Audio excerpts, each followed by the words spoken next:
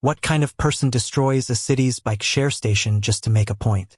In the heart of Portland, where bikes are as much a lifeline as a lifestyle, Karen stood at the edge of the downtown station. Her spray paint can hissing in the cool evening air. The bikes, neatly lined up moments before, now lay in a heap, frames scratched, tires slashed, and handlebars twisted. She wasn't subtle. Her face, flushed with a mix of defiance and glee, bore the unmistakable smirk of someone who thought they were untouchable. Karen, in her mid-40s, carried herself with the kind of arrogance that made strangers wince. Her voice, loud and grating, echoed across the street as she shouted at no one in particular. "These things are a menace, clogging up my streets." Passers-by froze, their evening routines shattered by the spectacle. A young woman named Mia, barely 20, fumbled for her phone, her hands shaking as she hit record. Next to her, Javier, a barista who cycled to work every day, clenched his fists, his jaw tight. They didn't know Karen's name yet, but they knew her type, someone who thrived on chaos, who believed the world owed her obedience. The bike share station wasn't just a convenience. It was a symbol of Portland's push for sustainability, a small rebellion against car-choked streets. Karen's attack wasn't random. Earlier that day, she'd stormed into a local coffee shop, demanding the manager fire Javier for taking too long with her order.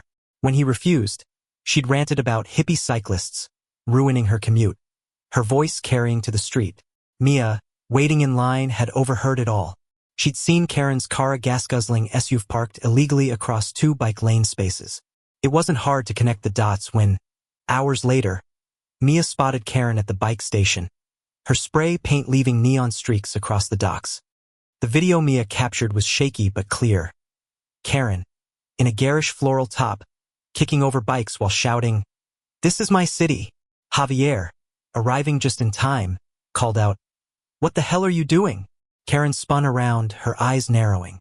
"Mind your business, kid," she snapped, brandishing the spray can like a weapon. Mia's video didn't stop rolling. She zoomed in on Karen's face, capturing every sneer, every word. Javier stepped closer, his voice steady but furious. "Those bikes are for everyone. You don't get to trash them because you're mad." Karen laughed, a harsh, mocking sound. "Everyone? You mean those entitled cyclists who think they own the road?" She kicked another bike, its chain clattering against the pavement. Mia's heart raced, but she kept filming, knowing this moment could change everything. Across the street, a third bystander, a cyclist named Sam, joined them, his helmet still in hand. "You're on camera," he warned, his voice low. Karen's smirk faltered, but only for a second. "Go ahead, film me. Nobody cares," she taunted, oblivious to the storm she was brewing. The truth began to unravel faster than Karen could have imagined. Mia uploaded the video to X that night, her caption simple: "This woman destroyed Portland's bike share station. Anyone know her?" By morning, the post had thousands of shares. Locals recognized Karen not by name, but by reputation. She was the one who'd screamed at a food cart vendor for too much cilantro. She'd berated a librarian for enforcing late fees. Comments poured in, each one piecing together her pattern of entitlement.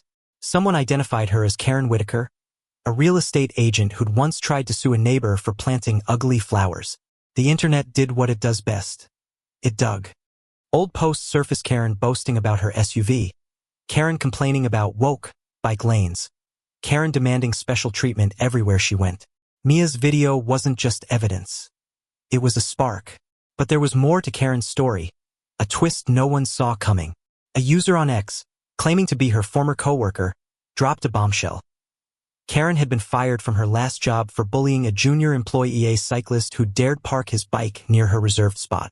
The coworker's thread detailed months of Karen's tirades, her obsession with teaching cyclists a lesson. It wasn't just a bad day. It was a vendetta. Mia read the thread in disbelief, her anger mixing with pity. Karen wasn't just a caricature. She was a woman unraveling, her resentment spilling over into destruction. Javier, too, felt the weight of it. "She's not just a jerk," he told Mia over coffee the next day. "She's broken." But sympathy didn't erase the damage. The bike station was out of service, costing the city thousands. Cyclists like Sam were stranded, their commutes upended. The community demanded justice not just online, but in the real world. The confrontation came swiftly. By the second day, Mia's video had reached the local news. Reporters camped outside the bike station, now cordoned off with yellow tape. Karen's face was everywhere in X, on TV, even plastered across a community forum's wall of shame. She tried to fight back, posting a defiant rant on her own X account. "I was provoked. Those bikes were a hazard." But the internet wasn't buying it. Screenshots of her past rants were shared alongside Mia's video, each one painting a clearer picture of her character. Javier, meanwhile, wasn't content to let the online mob handle it. He contacted the city's transportation department, forwarding Mia's video and Sam's photos of the damage. "She can't just walk away from this," he said, his voice firm. Mia agreed, but she felt a knot in her stomach. Canceling Karen online was one thing. Facing her in person was another. That chance came sooner than expected. A community meeting was called at a local park, organized to discuss the bike station's repair. Mia, Javier, and Sam attended, expecting a calm discussion. But Karen showed up, uninvited and unapologetic. The crowd parted as she marched in, her floral top replaced by a crisp blazer, as if she could dress up her shame. "I'm here to set the record straight," she declared, her voice cutting through the murmurs. Mia's heart pounded as she stood up, her phone still in hand. "You destroyed public property," she said, her voice trembling but clear. "We have proof." Karen's eyes locked onto her, venomous. "You little snitch," she hissed. "You think you're a hero?" The crowd tensed, phones raised like weapons. Javier stepped forward, his presence steadying Mia. "This isn't about us," he said. "It's about what you did." Karen's defiance cracked under the weight of their stares. She tried to spin a story claiming the bikes had blocked her path, that she'd been harassed by cyclists, but the crowd wasn't swayed. Sam, usually quiet, spoke up. "I commute on those bikes. You didn't just break them. You broke trust." His words hung heavy, and for the first time, Karen looked small. The twist deepened. A police officer, there to monitor the meeting, revealed that Karen had a history of petty vandalism, keyed cars, defaced signs, all tied to her grudges against green initiatives. The crowd gasped. This wasn't a one-off. It was a pattern. Mia felt a chill. Karen wasn't just a bully. She was a repeat offender, hiding behind her loud voice and smug entitlement. The meeting turned into a reckoning. A city official confirmed the bike station's repair costs over $10,000 and announced that Karen faced charges for vandalism and public disturbance. The officer's words were cold, precise. "Ms. Whitaker, you'll need to come with us." Karen's face drained of color, her bluster gone. She tried to argue, but the crowd's silence was louder. As she was escorted out, Mia caught her eye not with triumph, but with a quiet resolve. "You did this to yourself?" Mia whispered, too soft for Karen to hear. Javier put a hand on her shoulder, his expression unreadable.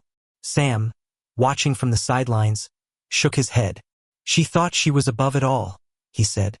The community, once fractured by her actions, began to rally. Volunteers offered to fundraise for the repairs. Others pledged to guard the station until it was restored. But the online storm was far from over. Karen's X account was suspended after a flood of reports. Her real estate business tanked as clients dropped her, and her name became synonymous with entitled rage. The internet's wrath was merciless, but it wasn't enough for Mia. She wanted more than cancellation. She wanted change. Javier felt it too. "She's not the only one," he said, scrolling through comments about other Karens in the city. "We need to fix this, fix us." The bike station wasn't just a casualty. It was a wake-up call. Portland's cyclists, its workers, its dreamers, they were stronger than one woman's tantrum. But could they turn this moment into something lasting? Karen's downfall was as public as her outburst. The charges stuck: vandalism, public disturbance, and a hefty fine for the bike station's repairs. Her real estate license was revoked after clients flooded the state board with complaints, citing her unprofessional conduct. Her face, once plastered across X with that infuriating smirk, now appeared in court documents, her eyes downcast. The internet reveled in her ruin, memes and hashtags multiplying by the hour. Portland Karen trended for weeks. Each post a dagger in her crumbling ego. But for Mia, Javier, and Sam, the victory felt hollow. Karen's punishment was just, but it didn't fix the bikes. It didn't heal the rift she'd exposed in their city, divide between those who embraced change and those who fought it with every bitter breath. Karen's life unraveled in ways no one expected. Her former co-worker's thread on X revealed more. She'd been estranged from her family for years, her anger a shield for deeper wounds. Mia read the posts late one night, her screen glowing in the dark. She didn't pity Karen, not fully, but she saw the human behind the monster. "She's not an excuse," Mia told Javier, "but she's a warning." They decided to channel their anger into action. With Sam's help, they launched a crowdfunding campaign to repair the bike station. The response was overwhelming. Donations poured in, not just from cyclists, but from shopkeepers, students, even kids who'd seen the video. A local artist painted a mural on the station's new docks, a vibrant swirl of bikes and greenery, with the words "Ride On" in bold. The legal consequences were only part of Karen's collapse. Her SUV was repossessed after she missed payments, her social circle shrank to nothing, and her name became a punchline. Yet, in a quiet moment no one saw, she sat alone in her apartment, scrolling through the hate on her phone. For the first time, she didn't fight back. The weight of her actions pressed down, unyielding. She'd wanted control, but all she'd earned was isolation. The city moved on without her, its wheels turning faster than ever. Mia, Javier, and Sam stood at the reopened bike station weeks later, watching cyclists pedal away under the mural's bright colors. "This is ours," Javier said, his voice soft but sure. Mia nodded, her eyes on the horizon. "We took it back." The story didn't end with Karen's defeat. It sparked something bigger. The crowdfunding campaign raised enough to repair not just one station, but 3 others damaged in unrelated incidents. Community groups formed, patrolling bike lanes and hosting repair workshops. Mia started a blog, sharing stories of cyclists who relied on the station's single moms, students, workers like Javier. Sam, inspired, began teaching kids to ride, his quiet demeanor a steady anchor. Portland's bike culture didn't just survive. It thrived, fueled by the same resilience that had faced Karen down. The internet moved on to the next scandal, but the city didn't forget. Karen's name faded, but her lesson lingered.